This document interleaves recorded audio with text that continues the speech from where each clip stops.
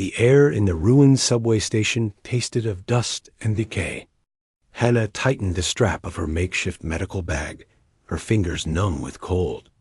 Around her, the last handful of the Soul Resistance huddled in the flickering glow of a single battery lamp. They were shadows of people, their faces drawn thin by years of running and hiding. Mr. Kim, their de facto leader, traced a route on a cracked tablet screen. "The dampener hub is here," he whispered, his voice rough. He pointed to a spot near the old river. "Intelligence says the Cathar are upgrading the emitter array. If they finish, the suppression field will double in strength. Everyone left in the eastern districts." He didn't finish. He didn't need to. They all knew what the dampeners did. It wasn't an instant death. It was a slow, creeping fog in the mind, a draining of will until you just sat down and didn't get back up. The world had grown quiet because humanity was being gently, painlessly switched off. Hannah checked her supplies. A few antiseptic wipes, some herbal pastes for infection, torn cloth for bandages. Medicine from the old world was a fairy tale. Her job was mostly to offer comfort, to hold a hand while the light left someone's eyes. She was 24, but she felt 100 years old. "We hit it tonight," Mr. Kim said. "We have these." He revealed 3 small cylindrical devices, old mining charges, wired to trigger switches. "We plant them at the base of the emitter tower, here, here, and here. Then we run like hell before they blow." A young man named Day, barely 18, shifted nervously. "What about the patrols?" "The dampener. It's hard to think straight when you get close." "That's why we go fast," Mr. Kim replied, but his eyes were uncertain. "Hannah, you'll be at the fallback point." "If we're injured?" She nodded, a heavy knot in her stomach. She had seen what the Cathar energy bolts did to a body. There would be little she could do. They moved out under a cloak of moonless night. The city was a skeleton of its former self, concrete bones jutting into a sky that was never truly dark anymore. A sickly, pulsating green glow hung on the horizon, emanating from the Cathar harvesters. The silence was the worst part. No insects, no birds, just the occasional low hum of a distant patrol skimmer. Hannah followed the team, her heart a frantic drum against her ribs. They navigated through shattered office buildings and over mountains of rubble. As they neared the river, a familiar pressure began to build behind her eyes. The dampener field. It felt like a headache wrapped in cotton wool, making every thought sluggish, every movement an effort. She saw Day stumble, his coordination failing. Mr. Kim grabbed his arm, urging him forward. The hub was in a cleared plaza. The emitter tower was a sleek, obsidian spike, covered in pulsating violet lines. It hummed with a sound that vibrated in the teeth. 2 Cathar guards stood at its base. They were tall, willowy figures encased in crystalline armor that seemed to drink the light. Their faceless helmets swiveled slowly, scanning the area. Mr. Kim gestured silently. He and Day would take the right flank, another fighter named Ji-min the left. Hannah crouched behind a collapsed bus, her medical bag clutched to her chest. She watched as the 3 dark figures darted from cover to cover, closing in on the tower. For a moment, hope fluttered weakly in her chest. They were almost there. Then a searing blue spotlight erupted from the top of the emitter, painting the ruins in stark, terrifying relief. Mr. Kim and Day were frozen, caught in the open. A skimmer, silent till now, descended from above. More Cathar emerged from hidden doorways in the ground, their long, energy-tipped staves crackling to life. It was a trap. Chaos erupted.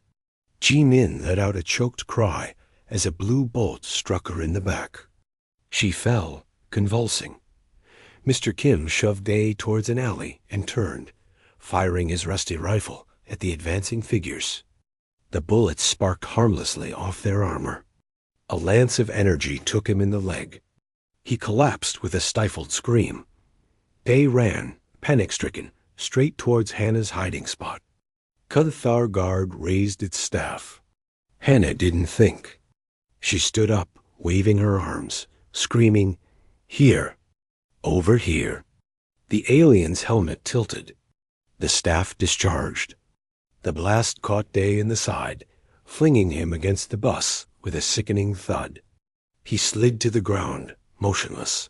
The spotlight swept towards her. The mental pressure from the dampener spiked, a white-hot nail driven into her skull. Her vision swam. She turned and ran, abandoning her bag, her mission, everything but the primal need to escape. Her boots pounded on broken asphalt. The hum of the skimmer grew louder behind her. She plunged into a narrow maze of alleyways, her breath sobbing in her throat. For what felt like hours, she ran, driven by terror. The skimmer's light would occasionally slice across an alley mouth, and she would press herself into a doorway, praying. Eventually, the sound faded. She was lost, deep in a canyon of ruined apartments. The crushing weight of the dampener field was everywhere here, a constant, suffocating presence. She stumbled into the ground floor shell of what was once a convenience store. Glass crunched underfoot. Exhaustion hit her like a physical blow. Her legs gave out, and she sank to her knees beside a toppled freezer unit. The faces of her friends flashed before her eyes. Mr. Kim's determined look, Ji-min's brave smile, Dae's youthful fear. All gone because of a trap. Because they were just tired. Hungry people fighting against something they could not understand. A deep, profound loneliness settled over her, colder than the night air. She was alone. Truly alone. She was likely the last thinking, feeling human for kilometers in any direction. The resistance was finished. The slow, quiet end had come. Her body began to shake, not from cold, but from the final surrender. The dampener's influence, no longer fought against, washed through her nervous system. It felt almost peaceful. The sharp edges of her fear and grief smoothed their way into a soft, gray nothingness. Her muscles went slack. She slumped sideways onto the gritty floor, her eyes staring blankly at a faded poster on the wall.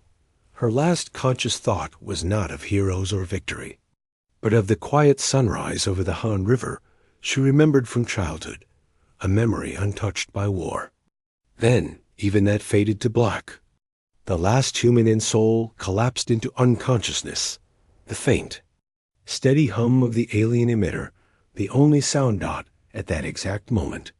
In a deep, dark place far beneath the city, a sensor light flickered from red to green. A line of text scrolled across a dead screen for the first time in 87 years. Neural activity critical Sector 7, 0 readings. Condition silent night. Met. Protocol Elpis. Engage. Revival sequence initiated. Deep in their tombs of steel and ice, 5 hearts began to beat. Cold was the first thing. A deep, bone-aching cold that felt ancient. Then came the light, a sterile white that burned through his closed eyelids. Chun's lungs seized, then filled with a rush of icy fluid. He choked, gasping as the cryofluid drained from his pod.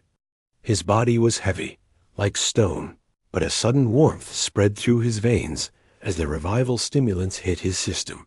His eyes opened. He was staring up at a curved, frosted glass ceiling. With a hiss, the pod seal broke, and the front panel slid away.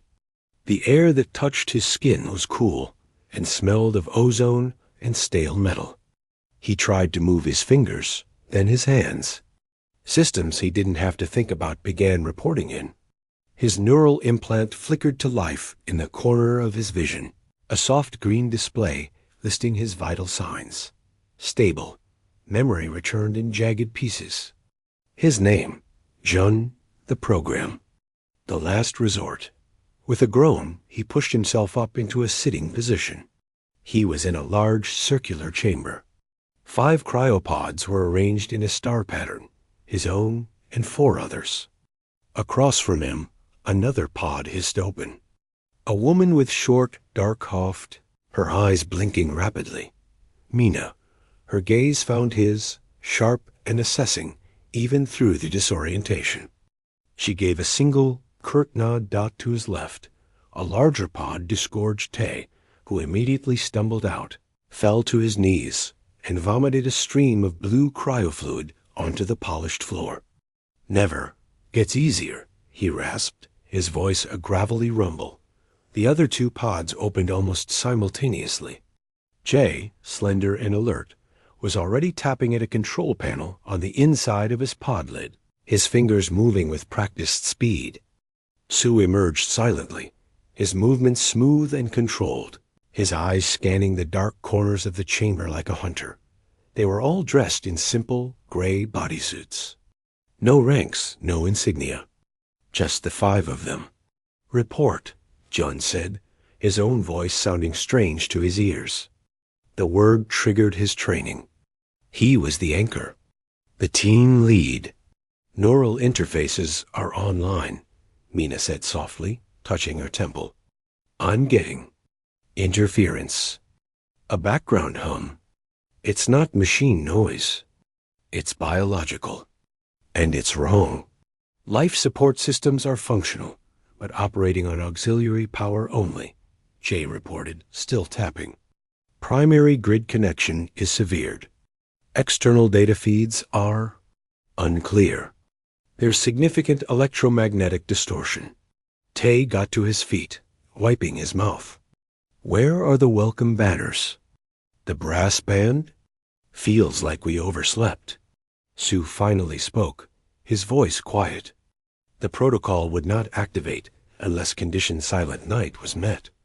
0 neural activity in a primary sector. He looked at John. Something wiped out everyone upstairs.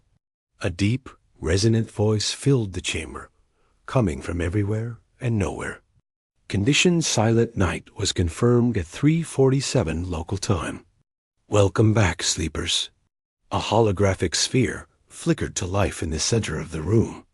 Inside it, a serene feminine face formed. Elpis, the guardian AI of the vault. "Elpis," John said. "Status report." "What happened? What year is it?" "The current year is 2178, Elpis stated. "You have been in stasis for 87 years, 3 months, and 14 days. Approximately 62 years ago, Earth was contacted by an extraterrestrial species designated as the Cathar. Initial diplomatic relations deteriorated. The Cathar are a parasitic species, requiring massive bioelectrical and geothermal energy to sustain their civilization. They initiated a global invasion 49 years ago. Images began to flash around the sphere, sleek alien ships descending over cities, beams of green energy striking the ground, humans collapsing, not in flames, but in a limp, silent heap. Then, images of the obsidian emitter towers. Their primary weapon is a neural damping field. It suppresses higher brain function in humans, causing catatonia and eventually systemic failure. It also neutralizes most advanced electronic systems. Conventional military resistance was rendered ineffective within 18 months. The hologram showed a map of the world, large areas pulsing with a soft violet light. The Cathar have established a planetary damping network. Human neural activity is currently at 3% of pre-invasion levels and declining. They are now in the final stages of installing planetary core taps.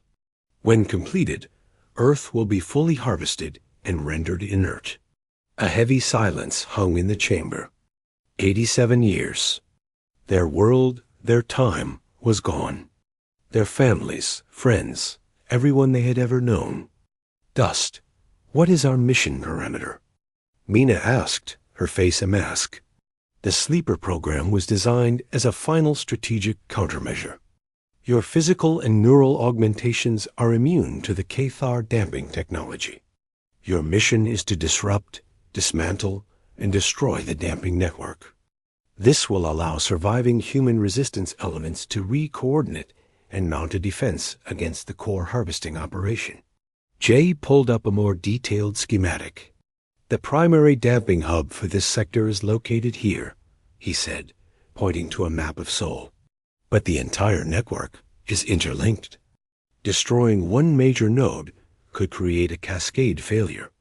Resistance elements?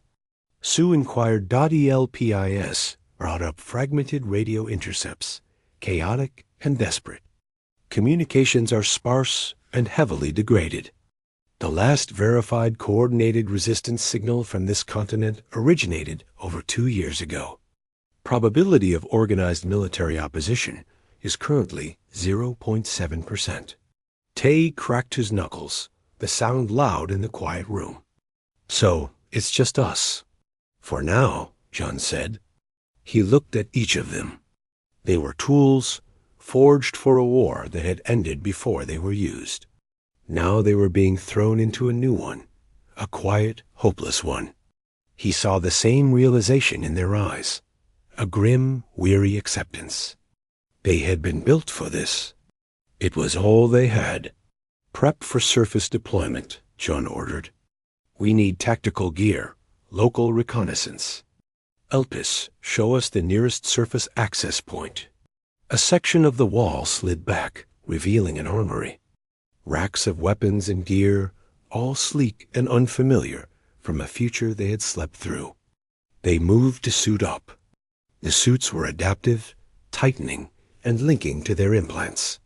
The weapons were energy-based, drawing from compact cells. As Mina checked her sidearm, she flinched. The hum? It's stronger. It's coming from directly above us. It feels hungry. June accessed the surface map.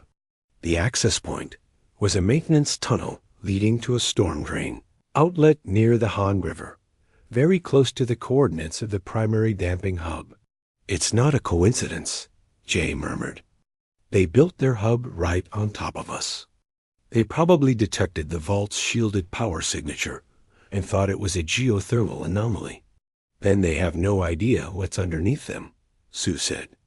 A hint of cold satisfaction in his voice. Jun took a heavy rifle from the rack. It felt right in his hands. A purpose returned. He looked at his team, his friends, the only family he had left in this dead world. We move fast and quiet. Initial objective is to assess surface conditions and locate that hub. We are the anomaly now. One by one, they sealed their helmets. Achudes flickered to life, painting the dark chamber in shades of green and blue. The large vault door at the end of the room began to grind open, gears screaming from decades of disuse. Beyond was darkness, and a stale breeze carrying the faint, sour smell of a broken world. Jun took a final look at the cryopods, their tombs for nearly a century. Then he turned towards the darkness. Sleep's over, he said, and led the way out. The smell hit them first.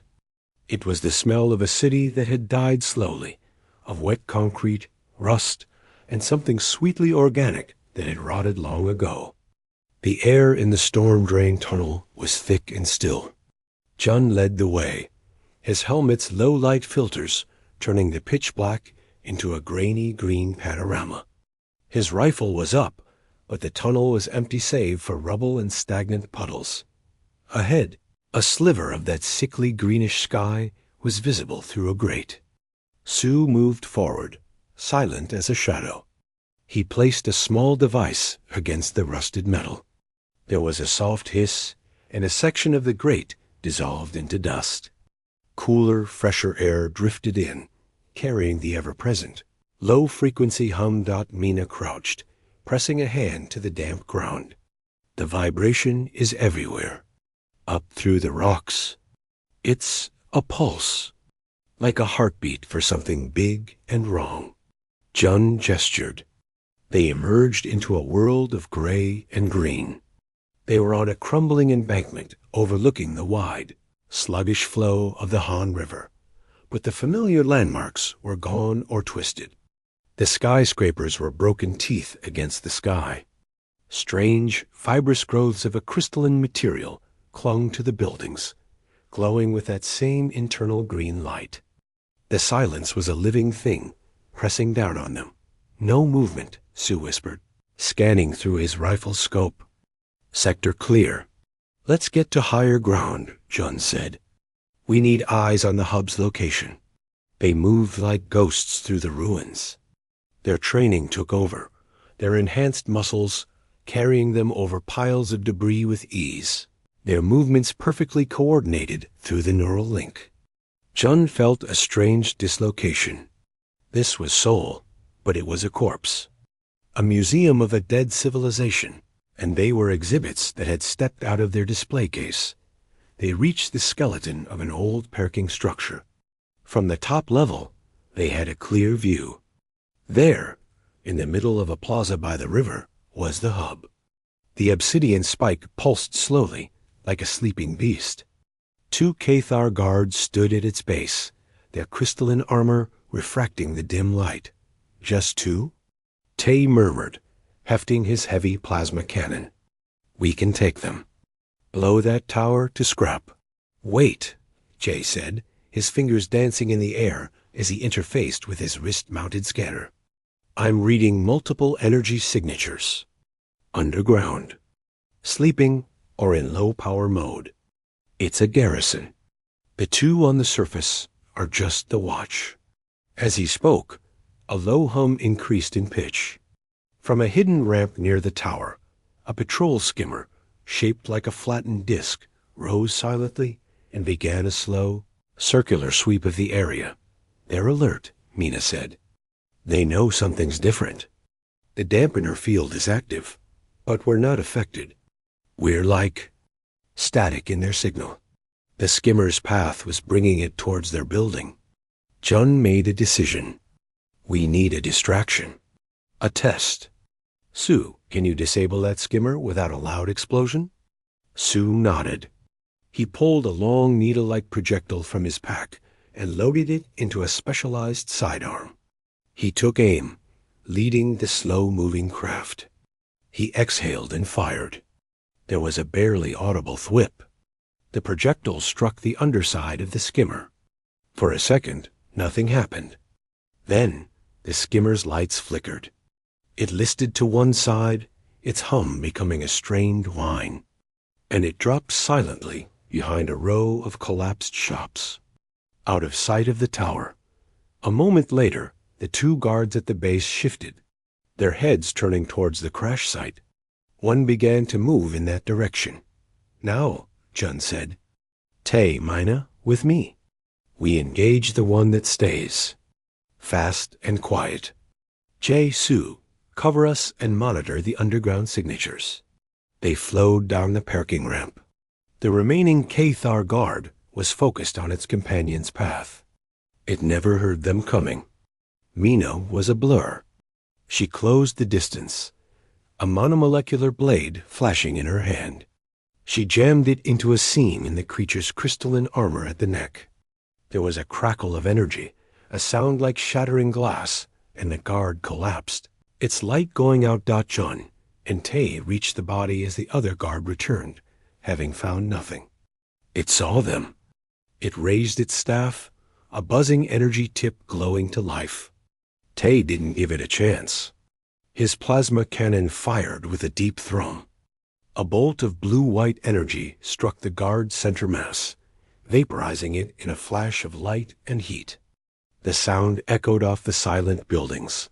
So much for quiet, John muttered. Jay, status? The underground signatures just spiked. Jay's voice came through the comms. They're waking up. Multiple contacts, converging on your position. You have maybe 90 seconds. Forget stealth, John said. Jay, get to that tower's control interface. See if you can access it. The rest of us, defensive perimeter. They took cover around the base of the spike. From the same hidden ramp, Katao soldiers began to pour out. 5, 10. Their movements were swift and fluid. Energy bolts sizzled through the air, scarring the concrete around them. The sleepers fought back. Chun's rifle fired precise, cutting beams. Mina darted between cover, her blade a lethal extension of her will. Tay's cannon roared, each shot forcing the aliens to scatter. Su, from his perch, picked off targets with cold efficiency, but there were too many. The Cathar were not just marching forward. They were trying to flank, to encircle. An energy bolt grazed Tay's shoulder plate, and he grunted in pain, his cannon arm dipping. "Jay, we're running out of time." Chun yelled, firing 3 quick bursts. "I'm in." Jay shouted back. He was at a panel on the tower, wires snaking from his wrist into its innards. The system is. It's mapping neural activity, or the lack of it. There's a concentration of residual biosigns not far from here. Faint, but one of them is spiking. Adrenaline, fear. It's a live human. Chun's mind raced. A survivor? Here. Can you locate it? Sending the coordinates to your HUD now. It's close. 200 meters northeast in a low commercial block. Mina, Su, with me. Chun ordered.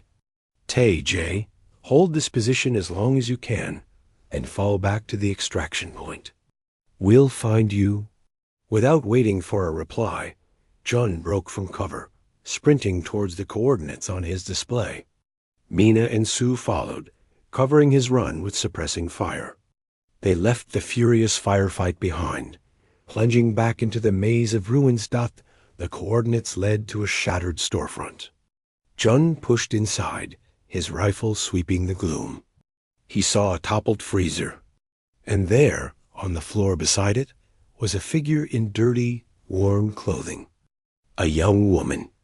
Her eyes were open, but unfocused, her breathing shallow. She was moments from complete neural collapse. Mina was at her side in an instant, pulling a biostimulant injector from her kit. Her system is flooded with suppressants. This is a big risk. It could shock her heart. Do it, June said, watching the doorway. Mina pressed the injector to the woman's neck. There was a hiss. The woman's body jerked. A gasp, raw and ragged, tore from her throat. Her eyes flew wide, filled with terror and confusion. She scrambled backward until her back hit the freezer, her chest heaving. Who? What are you? She stammered, her voice a dry rasp. Her eyes darted from their advanced armor to their weapons. You're not Cathar. We're human, Chun said, lowering his rifle to seem less threatening. He removed his helmet. My name is Chun. You're safe for the moment. The woman stared at his face, at the otherworldly glint of his neural implant by his temple. Safe was a word that had no meaning here. Hannah, she finally whispered. My name is Hannah. Outside, the sound of weapons fire was getting closer. The Cathar were searching. We need to move, Hannah, Mina said softly, offering a hand. Can you stand?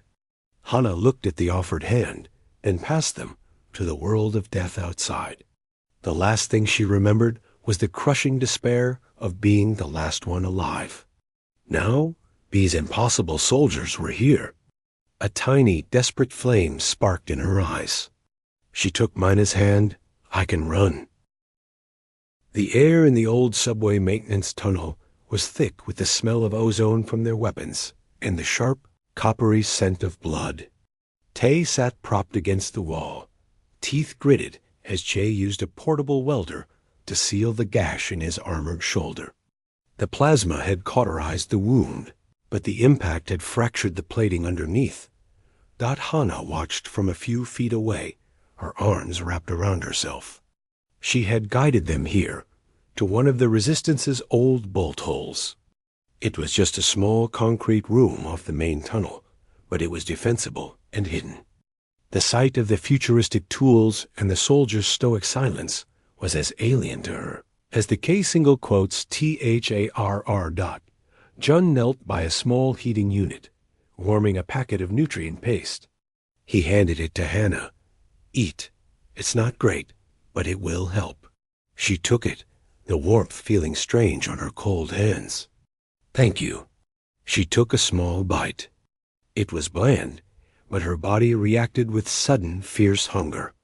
She forced herself to eat slowly. The others, my friends at the hub. Chun's face was grim. I am sorry. She nodded, the grief a familiar, heavy stone in her chest. She looked at each of them. Chun, the Kong leader. Mina, who moved like a shadow. Tay, massive and wounded. Jay, whose fingers were always moving over invisible screens.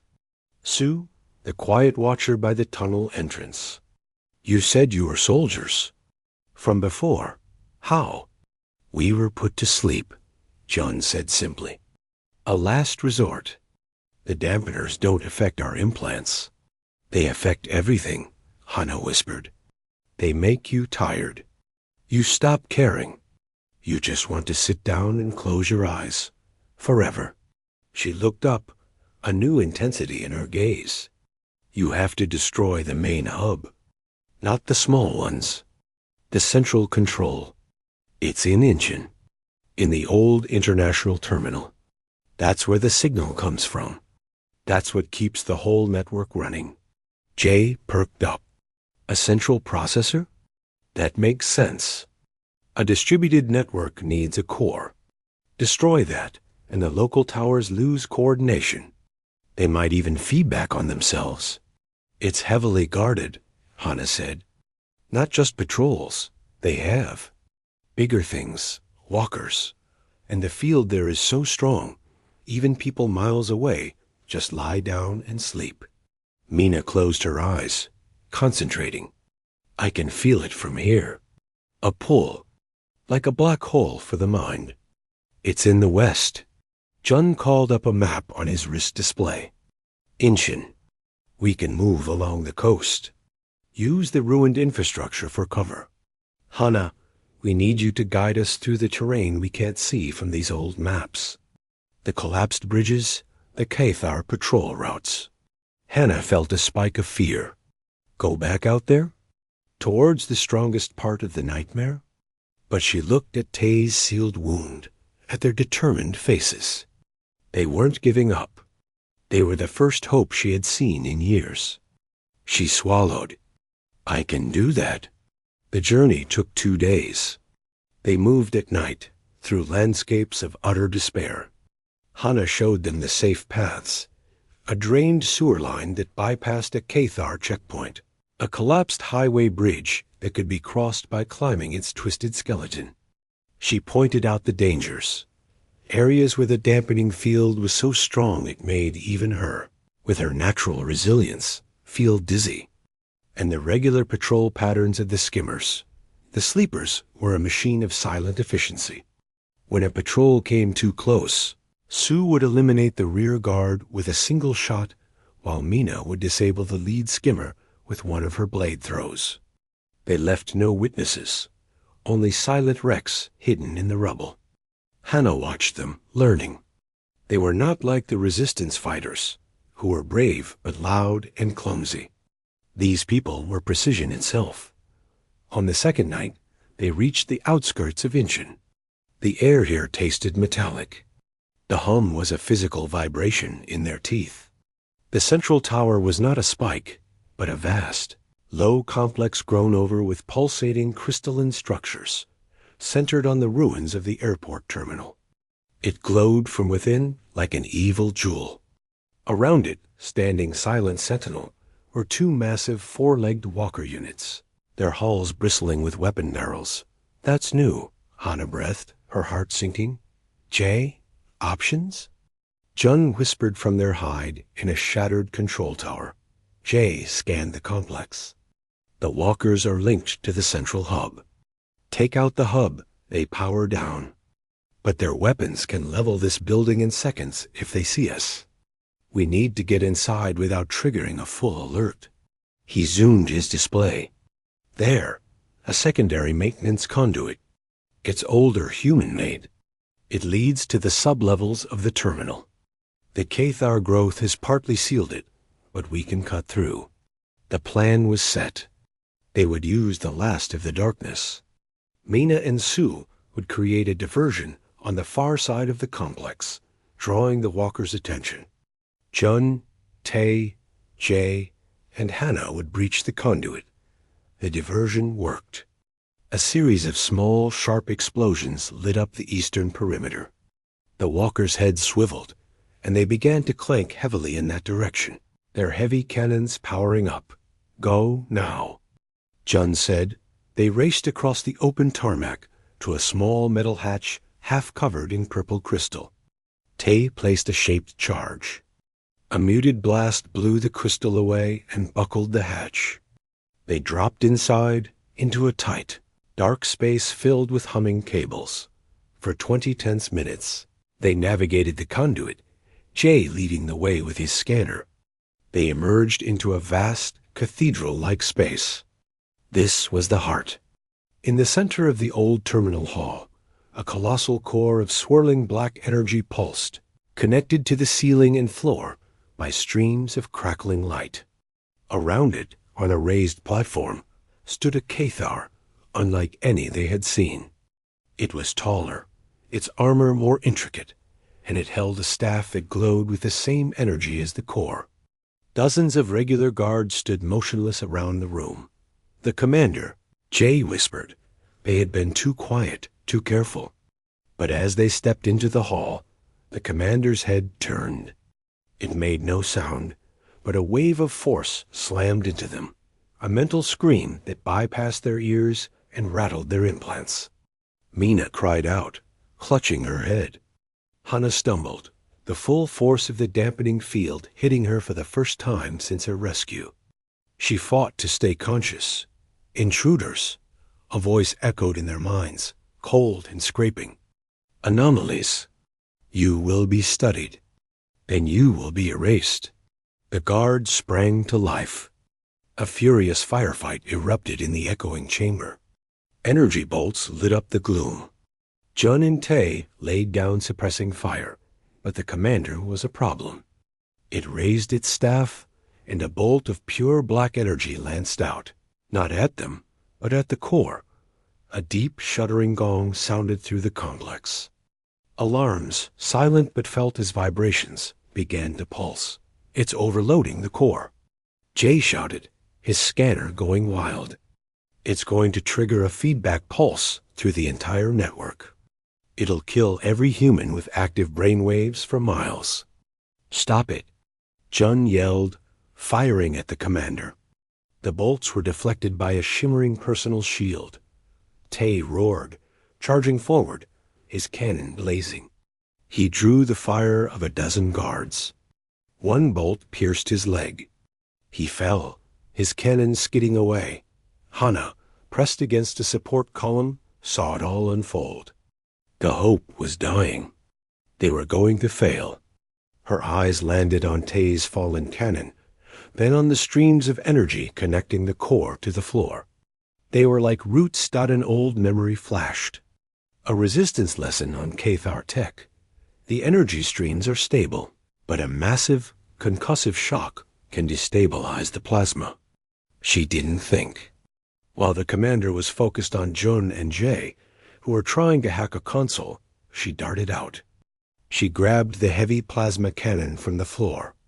It was immensely heavy, but adrenaline lent her strength. She didn't aim at the commander. She aimed at the base of the nearest energy stream, where it met the floor. Hannah, no! Jun saw her. She pulled the trigger. The world dissolved in a blast of blue-white light and thunder. The world was a roar of light and a hurricane of sound. Hannah was thrown backward, the plasma cannon flying from her hands. She slammed into a pillar, the breath knocked from her lungs. The entire chamber shook. Where her shot had hit, a spiderweb of brilliant blue cracks shot up the energy stream, connecting the floor to the central core. The commander, its psychic scream cut short, staggered. Its shield flickered violently. The black energy it had been channeling into the core rebounded, lashing around the room like a whip, slicing through several of its own guards. The deep overload alarm pulsed faster, becoming a shriek in their minds.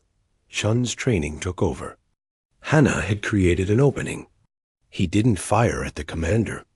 He fired at the point where Hannah's shot had cracked the energy stream. 3 precise, high-powered beams from his rifle lanced into the fractures. The effect was instantaneous. The stream shattered like glass. A torrent of uncontrolled energy exploded outward. The core's perfect, rhythmic pulse became a frantic, wild strobe. The other streams began to flicker and wither. The core is destabilizing. Jay yelled, helping a limping Tay to his feet. It's going to blow. We have seconds. The commander, shrieking with a rage they could feel in their bones, raised its staff for a final strike at John. A single clean shot rang out. Sue, from the conduit entrance, had found his mark. The specialized round pierced the commander's helmet. It froze, then crumpled to the floor, its staff clattering dark beside it. Fall back, John ordered. He sprinted to Hannah, who was dazed but moving. He hauled her up. Now, the way we came. They fled the shuddering chamber just as the central core of the K-Thar network reached critical mass. There was no massive explosion of fire and rock. Instead, there was a pulse. A silent, expanding ring of violet light that passed through the walls like a ghost. It passed through their bodies, and for a moment, every neural implant in the sleeper team blazed with static, and Hannah felt a dizzying rush. Like a fog lifting from a window she hadn't known was dirty, the pulse raced outwards from Incheon, traveling at the speed of light through the interconnected network. Across the peninsula, in the ruins of Seoul, the obsidian spike at the river hub flickered. Its hum rose to a whine, then died. The violet light in its veins went dark. In dozens of other cities, the same thing happened. The dampeners didn't just turn off. They shattered, overloading and burning out from the cascade failure. Above the maintenance tunnel, the world changed Dot in a basement in what was left of Beeson. An old man who had been sitting motionless for months, feeding on drops of condensation, suddenly blinked. He took a deep, ragged breath. The crushing weight of apathy was gone. He felt terror and hunger and a stunning, sharp clarity. He began to cry. On the outskirts of Daejeon, a young woman hiding in an attic, her mind barely clinging to the memory of her name, jolted upright. The static in her head was gone. She heard a bird, a real bird, singing. She hadn't heard a bird in years. Across the country, the few who had survived, who had been buried in the quiet despair of the dampening field, were waking up. Not just waking from sleep, but waking up. Minds long suppressed, rebooted in a storm of emotion and memory. The sleepers and Hannah emerged from the conduit into the dawn. The greenish glow in the sky was fading, replaced by the true pale blue of morning. The ever-present hum was gone. The silence that remained was different. It was not the silence of death, but the quiet of a world holding its breath. Then a new sound. Faint, crackling, coming from their own combs and from broken speakers in the ruins. A voice, shaky but clear, speaking in Korean. Anyone hear this? This is Park at the Gimpo bunker. The pressure is gone. My head is clear. I repeat, the pressure is gone. Can anyone hear me? Another voice cut in, full of static and wonder. This is the Jeju Island Group. We hear you, Gimpo. Our equipment is coming back online. What happened? More voices began to flood the frequency, a confused, hopeful babble. The resistance wasn't dead. It had been sleeping, just like they had. And now it was awake. J was already interfacing, his face lit by a dozen displays. The network is down. Completely. Local resistance cells are communicating. They're organizing. They're talking about the Cathar. Their movements are chaotic. The ones near here are retreating. Mina knelt, placing her hand on the ground. She closed her eyes. The hunger hum, it's fading. It's being replaced by panic. They don't know what to do without their weapon. Jun looked at his team. Tay was leaning on Sue, his leg wounded, but his face set in a fierce grin. Jay was orchestrating a global awakening from his wrist. Mina was sensing the enemy's despair. And Hana stood beside him, her face turned to the rising sun, tears cutting clean tracks through the dust on her cheeks. He knew what came next. Elpis had given them one mission: break the network. They had done that. But the mission wasn't over. The Cathar were still here. Their harvesters were still dug into the planet's heart. Jun opened a channel, broadcasting on all the old emergency frequencies. His voice, calm and firm, cut through the chatter. This is Jun of the Sleeper Program. The neural dampening field has been destroyed. Humanity is regaining consciousness. The Cathar are vulnerable. We have their location data. We have their weaknesses. All resistance groups listen and coordinate. We are moving on the primary geothermal harvester in the Taybak Mountains. We will break their hold on our world. Today. He looked at Hana, then at his team. We finish it. The final battle was not a small, stealthy operation. It was a roar. Human forces, armed with refurbished tanks and rifles in sheer, furious hope, harried the retreating Cathar patrols. The sleepers were the spearhead. They breached the heavily fortified harvester site, not with subtlety, but with overwhelming force, using the chaos of the global awakening as their cover. Without the dampeners to protect them, the Cathar were tacticians who had forgotten how to fight a real war. They broke. A week later, the last of the harvester's lights went dark. The alien ships, those that could, fled the planet, leaving behind their broken machines and their silent, crystalline towers. Jun stood with Hana on a hill overlooking the ruins of Seoul. The sun was setting. A normal, golden sunset with no green tinge. Below, they could see small fires and the flicker of honest electricity being restored. The sound of distant voices, calling to one another, floated on the wind. It was the sound of a world coming back to life. What will you do now? Hannah asked softly. She had a new purpose, helping to organize the medical efforts from the old resistance. Knowledge.Jun watched the lights begin to flicker on in the twilight. Our war is over, the one we were made for. But this one, the rebuilding, that's a new fight. We'll stay. It's our world too, just a later version. He looked at her, and for the first time in a long time, he saw a future that wasn't just a mission parameter. The last human had collapsed, and in doing so, she had set off the alarm for Earth's sleeping guardians. Now the guardians were awake, and so was the world they had been built to save. The long, quiet night was finally over.